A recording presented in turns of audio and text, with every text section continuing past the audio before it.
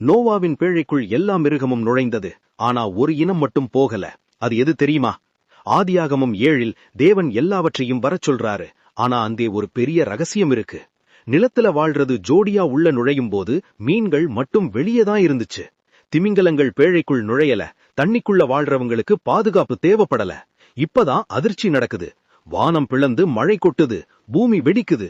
வெளியே இருந்த ஜனங்க அலறாங்க. மரணம் நெருங்கிடுச்சு. 120 வருஷம் நோவா சொல்லியும் கேட்கல. இப்போ பேழை வாசல்ல துடிக்கிறாங்க. அவிசுவாசம் அவங்கள தடுத்துச்சு. மிருகங்கள் உள்ள போயிருச்சு, மனுஷங்க வெளியே. உங்களை கட்டி போட்ட பாவம் எதுன்னு யோசிச்சிருக்கீங்களா? யாரும் எதிர்பார்க்காத நேரத்துல அதிசயம், பரலோக வல்லமை மின்னல் வேகத்துல இறங்கி வந்துச்சு.